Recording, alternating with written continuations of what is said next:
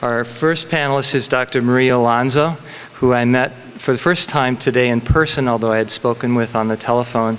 She's an Immaculata alumna and attended here a few years ago, went to the University of Pennsylvania Medical School and has gone on to a very successful career as a physician and surgeon, doing a number of fellowships in pediatrics, pediatric surgery, and transplant surgery.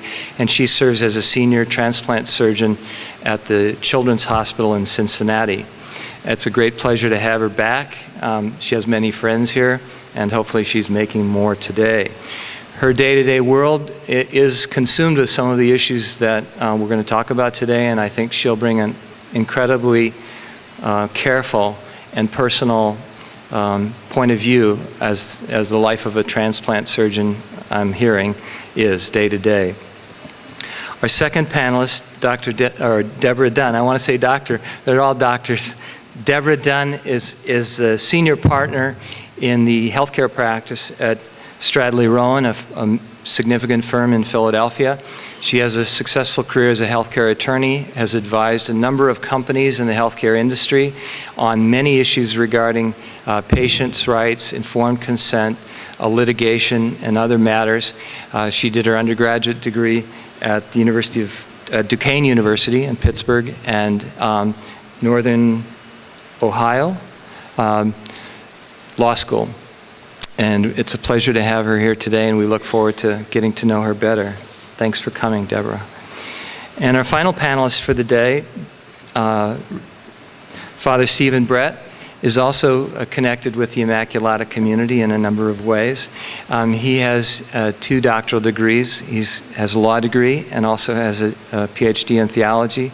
And if you think about it for a moment, we have a doctor, a lawyer, and a priest, which is the makings of a good joke, which I will not tell because the subject's far too important for that. But some of us will think about it, I'm sure, later. Father Brett has a distinguished career as an academic and a teacher, in particular in training and teaching future priests, and has his current academic appointment at St. Charles Borromeo Seminary. So we're very happy to have you with us. He also has a pastoral role here in the Immaculata community, and so, like the other panelists, has a deep personal connection to the issues that we're going to talk about today. Each of our panelists will ask Dr. Caplan when he concludes a question, and with some encouragement is going to have a little bit of dialogue directly with him. We're hoping to preserve enough time at the conclusion of their remarks and questions back and forth to permit you to interact with the entire group, including the featured speaker, Dr. Caplan, and our panelists. And as you can understand, I think by now, we've hoped to represent a number of important viewpoints in our discussion as a community. So what I'd like to do is now introduce Dr. Caplan, who is well known to many of you, we've discovered, and for good reason. He's been considered one of the most influential people in America regarding bioethics for a number of years, actually. He serves as professor of bioethics and chair of the Center for Bioethics at the University of Pennsylvania. I first became acquainted with Dr. Caplan, as I told him earlier today, when I began reading one of his newsletters, which was published almost 30 years ago.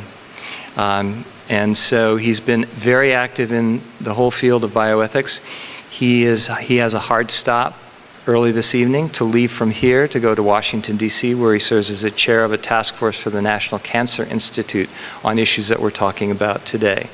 He's held in high regard by many organizations throughout the United States for his careful thinking about all of these issues and his wit and charm in engaging us to talk about them. And for many of these reasons, we thought he would be ideal for us as a speaker in this important occasion. So please join me in welcoming Dr. Arthur Caplan.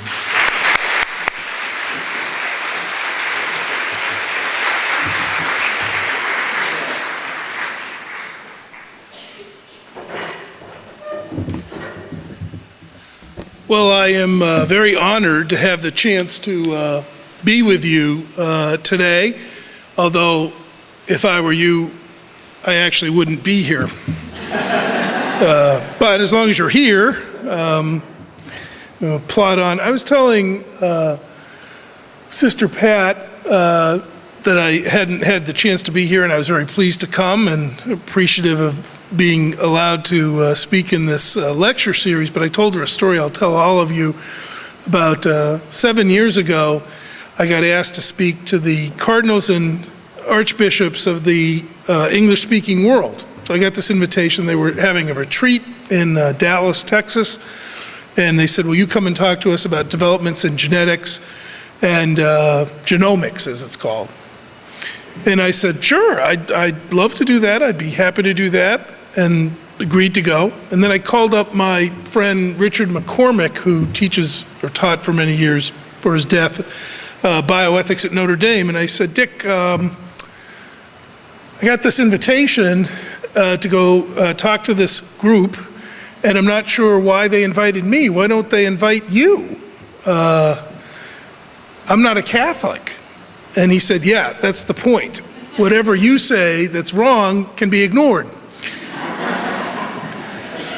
So in the spirit of that, I will now, you can ignore whatever, I'm going to be talking today about a couple of subjects. I have slides. I may wander off of them a little bit. Don't get nervous. It's fine. The topic I have is both talking about how we get organs and how we distribute them for transplant, and I'm going to focus on the United States. There are slight differences worldwide in this area.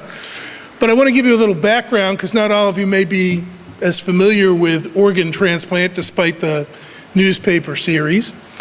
The first organ transplants were done in the 1950s, solid organ transplants. A doctor named Joe Murray did the first successful kidney transplant at Harvard. And he used two men who were identical twins. And it's very interesting that at that time, there were many ethical objections raised about organ transplantation. Some actually came from Catholic circles. There were objections from Orthodox Jews, and there were objections from some other people in medicine. And the objections went something like this. First, it's wrong to do organ transplants because to get organs, you have to mutilate the body of the donor.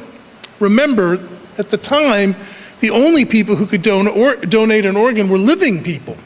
There was no cadaver transplant. No one knew how to preserve an organ. No one even knew, for that matter, really, if a cadaver organ would work, taken from a dead body and put into a living one.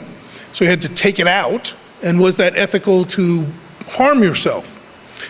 There were objections raised that people couldn't really choose to do this.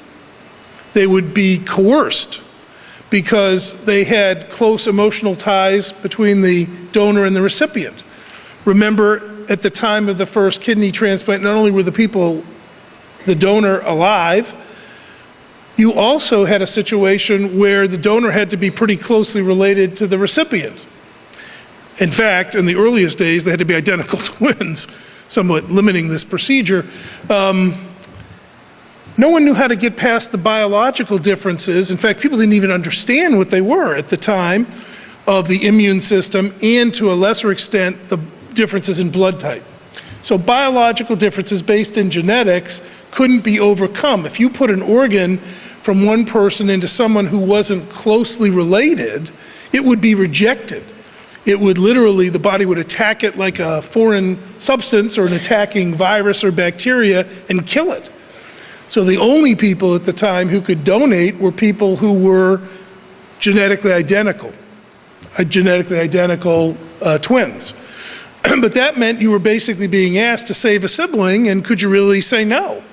I mean, you could say no, you just probably wouldn't be showing up at a lot of Thanksgiving events and so on. So it was going to be hard to say no.